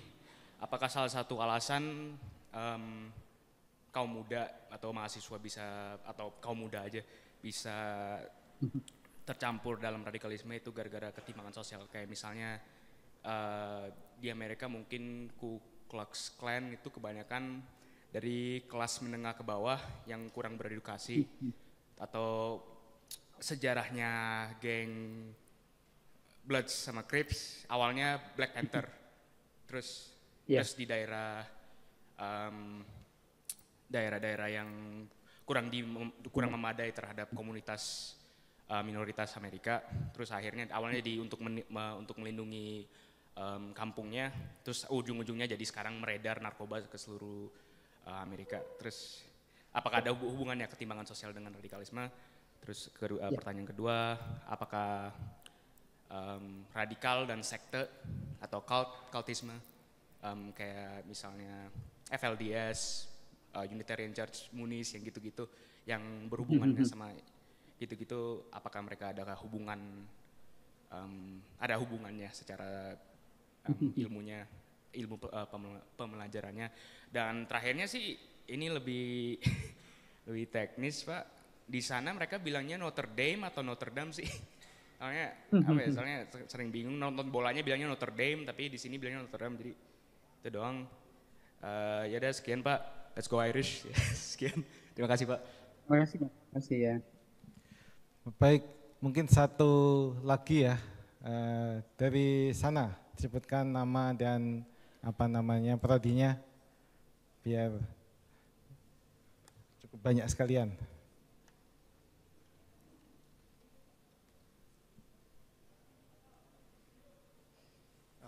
Baik, selamat pagi Pak Munim atau selamat malam mungkin kalau waktu di sana. Pagi nanti. Sebelumnya perkenalkan, nama saya Muhammad Rozak Irfai dari Teknik Fisika Pak. Pertanyaan saya adalah kenapa kalau kita bahas radikalisme itu selalu condong kepada satu kelompok agama tertentu gitu. Tadi juga di bagian awal slide-slide presentasi itu yang dibahas tuh terkait penelitian condong ke satu kelompok agama tertentu gitu. Apakah para peneliti atau itu tidak meneliti radikalisme dari kelompok-kelompok agama yang lain atau dari topik-topik yang lain gitu kan? Kalau radikalisme itu nggak cuma di agama gitu, misalkan ada juga di politik atau di budaya gitu. Kenapa harus ke kelompok agama tertentu gitu? Khususnya di Indonesia sih, kalau kita bahas radikalisme itu kayak selalu condong ke satu agama tertentu yang dia terus yang melakukan radikalisme gitu. Ini rasanya kan jadi kayak kayak ada satu sinis tersendiri terhadap satu agama tertentu gitu. Itu kalau misalkan kita selalu kayak ini dikit-dikit radikal itu juga bukankah itu termasuk intoleran juga? Jadi sebenarnya apa itu intoleran dan kenapa selalu satu kelompok yang dianggap selalu intoleran gitu? Bukankah kalau kita selalu mengintoleran satu kelompok itu juga bagian dari intoleran? Itu Pak, terima kasih. Selamat pagi. Baik, sementara dari dua penanya dulu, silahkan Prof. Munim Siri untuk memberikan komentar, jawaban, dan penjelasan. Terima kasih. Baik, terima kasih untuk dua pertanyaannya, luar biasa anak-anak ETB ini, luar biasa cerdas, dan saya betul-betul menikmati pertanyaan dan diskusi yang berlangsung pada pagi ini. Pertama, Mas Armun ya, mungkin saya bisa menyebut nama terakhir atau Mas Muhammad saya menyebutnya. Terima kasih. 3 pertanyaan Anda itu, kecuali pertanyaan yang terakhir yang paling mudah dijawab, itu biasanya disebut dengan Notre Dame. Notre Dame itu artinya Our Lady, ya. Ini kampus yang didirikan oleh kongregasi Salib Suci atau Holy Cross, ya. Jadi memang Notre Dame ini kampus Katolik, dan saya di Departemen Teologi satu-satunya Muslim yang mengajar di departemen, tetapi ada beberapa dosen Muslim di fakultas-fakultas lain, terutama di teknik, ekonomi, dan yang lain. Tetapi di Fakultas Teologi, saya adalah Muslim pertama dan satu-satunya yang mengajar di Departemen Teologi. Ini satu kehormatan. Jadi bukan hanya orang Indonesia pertama, tetapi Muslim pertama yang mengajar di departemen. Jadi disebutnya Notre Dame. Itu adalah pertanyaan yang paling mudah dijawab. Jadi 2 pertanyaan Anda itu sebenarnya tidak bisa dijawab hanya dalam 1-2 menit. Ya, perlu banyak waktu untuk mendiskusikan apakah ada hubungan ketimpangan sosial atau ketimpangan ekonomi terhadap fenomena radikalisme gitu. Nah, ini memang tesis lama, Mas Muhammad atau Mas Armon, tentang hubungan antara radikalisme atau terorisme, kalau kita boleh menyebut istilah itu, dengan soal-soal ekonomi, seperti halnya hubungan antara radikalisme dan kebodohan. Jadi para sarjana di masa lalu memang menganggap ada hubungan antara ketimpangan ekonomi atau kebodohan, jadi ignorant, dengan radikalisme.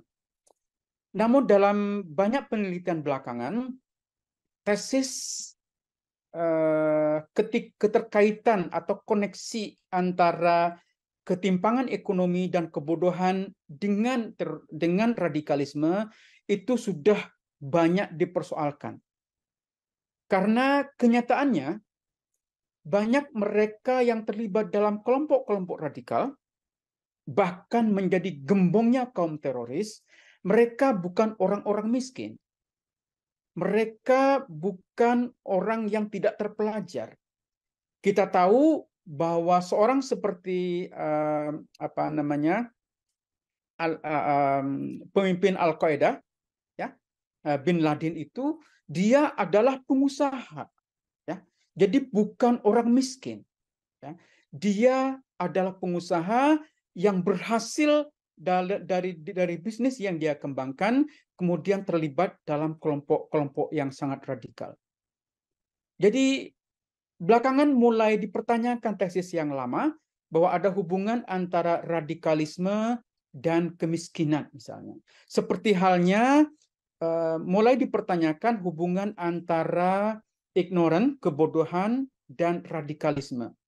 Ternyata seperti kita juga saksikan di Indonesia, banyak kaum terpelajar, mahasiswa yang seharusnya bersikap lebih rasional, ternyata mereka tergoda untuk terlibat dalam kelompok radikal. Jadi asumsi yang lama yang mengatakan bahwa semakin terpelajar seseorang, dia akan semakin menjauhi tindakan radikalisme yang irasional, itu ternyata tidak benar. Jadi tidak benar juga bahwa semakin lama seorang itu sekolah, ya, atau berada di perguruan tinggi, maka seorang itu akan semakin toleran. Itu juga tidak benar. Seperti halnya tidak benar bahwa ketimpangan ekonomi berpengaruh terhadap tindakan teroris, tindakan radikalisme. Ini memang satu perkembangan penelitian belakangan yang mempertanyakan tesis-tesis lama bahwa ada hubungan antara kemiskinan, antara kebodohan, dan kelompok-kelompok radikal. Ternyata banyak orang kaya banyak orang terpelajar itu terlibat dalam kelompok radikal. Bahkan ada buku yang berjudul Engineers of Radicalism. Itu judul buku yang mendiskusikan orang-orang para engineer. Jadi engineer bukan hanya orang yang merekayasa radikalisme, tetapi memang penelitiannya hanya fokus kepada mereka yang sekolah atau lulusan sekolah teknik seperti insinyur misalnya. Jadi ada buku, Anda bisa Google, itu judulnya The Engineers of Radicalism. Jadi para engineer yang terlibat dalam kelompok-kelompok radikal. Nah, karena itu ini terkait dengan pertanyaan Mas Razak tadi, kenapa kok diarahkan ke Islam saja gitu untuk lebih gamblang ya daripada hanya mengatakan agama tertentu. Tidak juga ya. Kalau di Amerika di sini penelitian terhadap radikalisme itu umumnya walaupun masih tentu ada dikaitkan dengan Islam, itu dikaitkan dengan kelompok-kelompok non-Islam karena yang dominan di sini kan non-Islam. Jadi kalau terjadi tindak radikalisme seperti misalnya mereka yang kalau di sini kelompok anti aborsi misalnya itu kan biasa disebut sebagai kelompok radikal ya.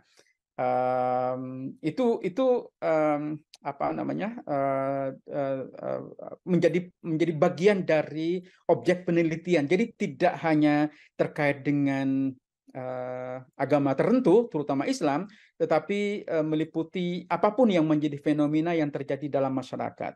Nah, di Indonesia karena kita mayoritas Muslim dan yang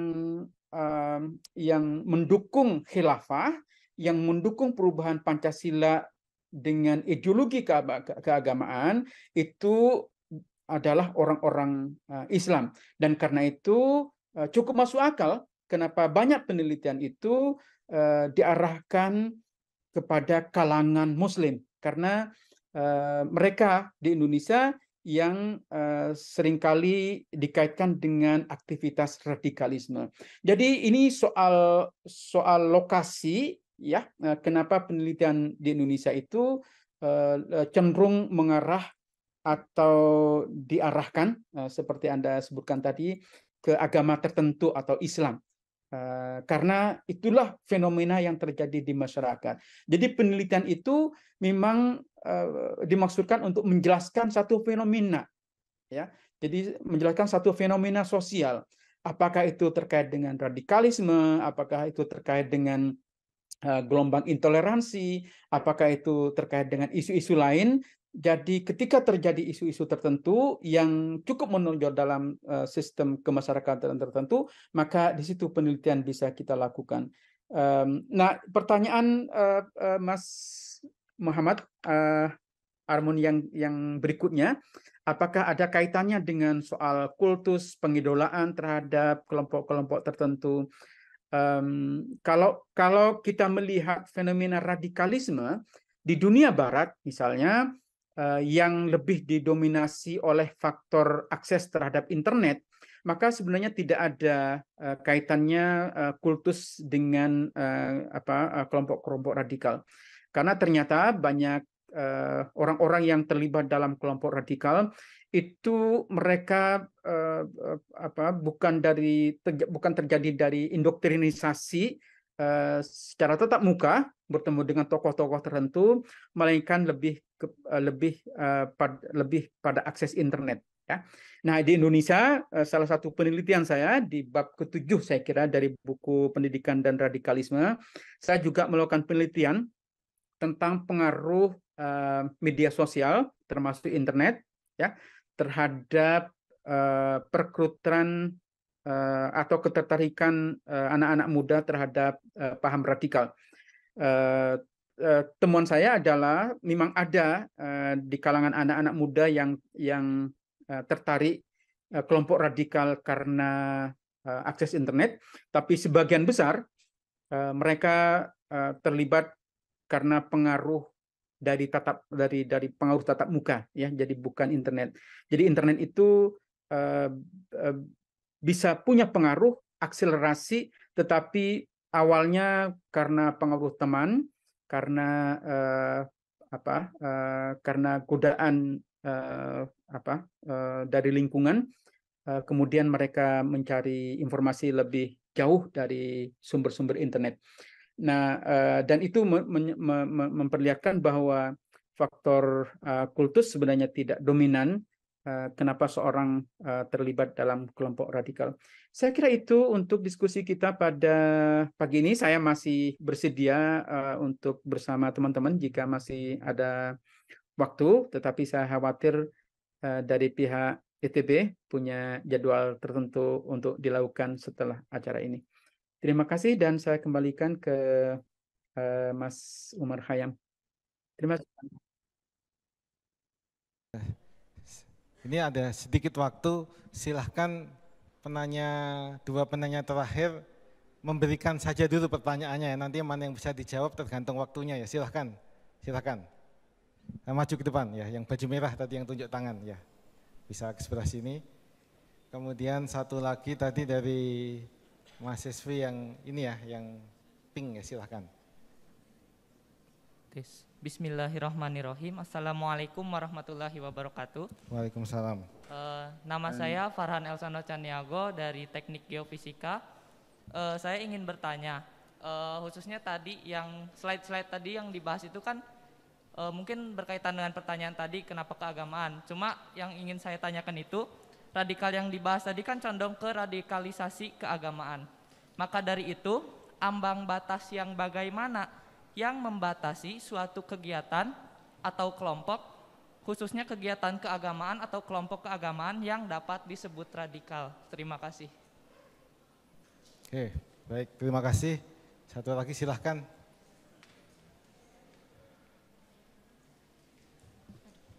Mohon maaf sebelumnya, sebenarnya pertanyaan saya tadi sudah terjawab.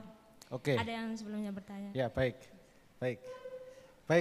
Silahkan pertanyaan terakhir ini dijawab oleh Profesor Mun'im Siri. Terima kasih. Masih ada 2 menit lagi nih kira-kira. Ya. Baik, terima kasih Kang. Ini pertanyaan yang memang umum ya, ditanyakan setiap kali saya menyampaikan ceramah tentang radikalisme. Selalu pertanyaan yang muncul adalah bagaimana kita membatasi apa yang bisa kita sebut sebagai paham radikalisme agama gitu. Tadi Mas Farhan juga menyebut pertanyaan ini dan saya kira Mas Farhan merumuskan pertanyaan itu dengan sangat baik. Bagaimana kita mengukur apakah satu kelompok itu bisa kita katakan sebagai kelompok radikal. Ya. Radikalisme seperti saya sudah diskusikan, itu istilah yang dimunculkan bukan oleh kelompok radikal sendiri. Ini adalah istilah yang pertama kali dimunculkan oleh para pembuat kebijakan untuk memetakan kelompok-kelompok yang ingin mereka tangani. Yang kemudian pada akhirnya menjadi diskusi akademis di lembaga-lembaga perguruan tinggi. Jadi istilah radikalisme itu memang bukan istilah yang dimunculkan oleh orang-orang atau kelompok yang oleh para pembuat kebijakan atau sarjana dikategorikan sebagai kelompok radikal. Maka pertanyaan Anda itu menjadi sangat masuk akal. Ya, bagaimana lalu kita membatasi, mengukur apakah satu kelompok itu radikal atau tidak? Nah, ini juga sebagai satu refleksi, ya, saya temui dalam satu wawancara di UNER, terutama di Fakultas Kedokteran, yang menyebutkan bahwa mereka itu merasa tidak radikal. Ya, jadi dia mengaku secara terus terang terlibat dalam kelompok HTI. Ya, bagi dia HTI itu tidak ada radikal-radikalnya. Gitu. Dari mana kita bisa mengatakan HTI itu radikal? Kami sangat tidak radikal. Kami sangat toleran dengan orang-orang. Kami sangat mengapresiasi perbedaan pandangan, ya. Tetapi kami ingin berjuang, kata seorang mahasiswi ini, kami ingin berjuang agar Indonesia itu menjadi negara khilafah. Ya. Tetapi kami juga menghormati mereka yang tidak sependapat dengan kami. Dan karena itu, kata dia, kami tidak bisa diberi label radikal. Lagi-lagi, seperti saya katakan tadi, istilah radikalisme atau radikalisasi ini adalah istilah kesarjanaan. Jadi bukan istilah yang dimunculkan oleh orang-orang yang dianggap sebagai radikal. Orang-orang yang dianggap sebagai radikal itu umumnya mengaku tidak radikal. Nah, karena itu para pembuat kebijakan atau sarjana bisa berbeda antara satu sama lain dalam memberikan batasan apakah satu kelompok itu bisa kita katakan sebagai radikal atau tidak. Sebagai contoh yang konkret, ya, misalnya HTI. HTI itu kita bisa anggap radikal atau tidak. Tergantung bagaimana kita membuat satu ukuran-ukuran atau measurement, ya, mengukur apakah satu kelompok itu radikal atau tidak. Jika ukurannya adalah seseorang itu dikatakan radikal atau kelompok radikal ketika mereka melakukan tindakan kekerasan, maka HTI itu tidak termasuk radikal. Ya. Tetapi kalau kita mengatakan radikalisme itu terkait dengan ideologi yang hendak mengganti Pancasila, maka HTI itu jelas adalah kelompok radikal. Walaupun teman-teman di HTI itu tentu menolak disebut sebagai radikal. Maka yang Anda tanyakan itu sangat penting, ya. Lalu apa ukuran-ukurannya sehingga satu kelompok atau seseorang bisa kita katakan radikal. Dan perbincangan tentang ukuran ini bisa menjadi tema yang diperdebatkan dan tidak akan ada habisnya.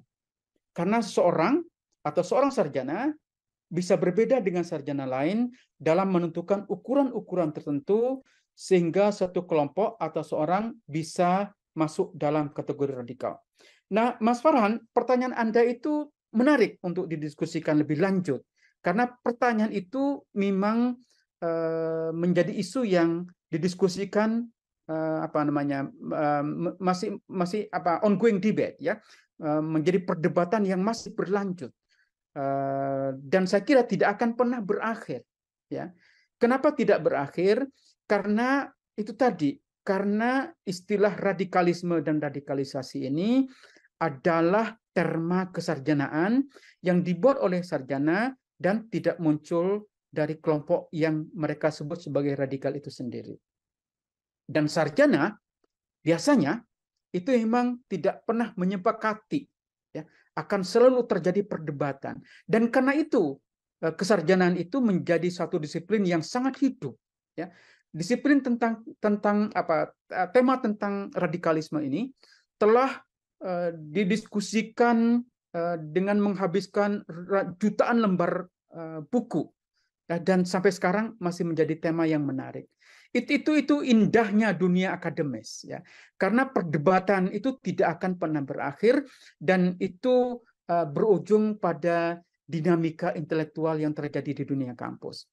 Maka jika teman-teman yang hadir pada acara pagi ini tidak setuju dengan apa yang tadi saya sebutkan, itu sebenarnya rahmat, ya, karena dari ketidaksetujuan, dari disagreement, dari perdebatan intelektual itu akan memproduksi ilmu pengetahuan.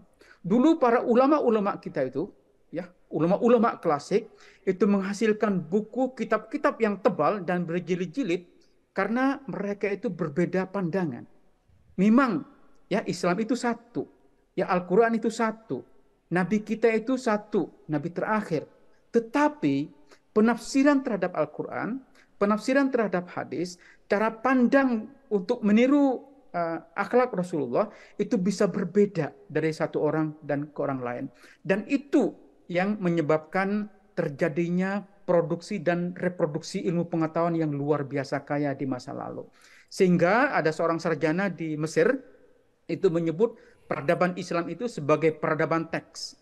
Karena banyaknya karya-karya yang dihasilkan oleh para sarjana muslim terdahulu karena perbedaan pandangan di kalangan mereka. Jadi dalam fikih misalnya hampir tidak ada satu aspek pun yang disepakati oleh para ulama. Ya. Dan perbedaan-perbedaan itu harus kita syukuri, ya. Asalkan tidak sampai terjadi konflik. Maka saya sangat menghargai, sangat mengapresiasi beragam pertanyaan yang mencoba untuk men-challenge berbagai argumen yang saya kembangkan, karena ini merefleksikan kecerdasan kawan-kawan di ITB. Dan terus terang, ini adalah diskusi yang sangat menarik dan saya sangat salut dengan pertanyaan yang tajam yang disampaikan oleh para mahasiswa, dan mudah-mudahan suatu saat nanti saya bisa berkunjung ke ITB dan berdiskusi lebih luas. Juga ini salam untuk Prof. Abduh, karena sejauh ini penelitian tentang radikalisme dan intoleransi selalu kerjasama dengan kampus di Jawa Timur, di UNER, dan saat ini kita sedang melakukan penelitian lanjutan, Prof. Abduh, melibatkan 3 kampus di Jawa Timur, UNER, ITS, dan UNISA. Kita sedang melanjutkan penelitian untuk melihat kebijakan dan strategi di lingkungan sekolah untuk membendung intoleransi. Dan mudah-mudahan suatu saat kita bisa kerjasama dengan dengan ITB juga untuk diskusikan dan melakukan penelitian yang serius tentang soal yang menarik ini. Ya. Saya kira itu ya. Terima kasih Profesor Mun'im. Baik, terima kasih Profesor Mun'im atas penjelasan atas pertanyaan-pertanyaan para mahasiswa. Mohon maaf ini waktunya sudah sampai ujung. Dengan demikian maka tanya jawab ini disudahi. Saya mengucapkan banyak terima kasih kepada Prof. Mun'im Siri atas paparan dan penjelasan yang diberikan. Terima kasih. Dan saya kembalikan ke MC. Terima kasih. Assalamualaikum warahmatullahi wabarakatuh. Waalaikumsalam. Baiklah hadirin, dengan demikian Studium Generale pada hari ini telah selesai. Kepada peserta mata kuliah Studium Generale yang namanya tertera pada layar, mendapatkan kesempatan untuk naik kereta cepat Jakarta-Bandung pada Sabtu 14 Oktober dan Minggu 15 Oktober dengan keberangkatan dari Stasiun Tegaluar menuju Stasiun Halim pada pukul 15.35 dan kepulangan dari Stasiun Halim menuju Stasiun Tegaluar pada pukul 17.35. Untuk informasi lebih lanjut akan disampaikan melalui Edunex. Terima kasih atas perhatian hadirin dalam mengikuti acara ini. Selamat siang, salam sehat selalu. Wassalamualaikum warahmatullahi wabarakatuh.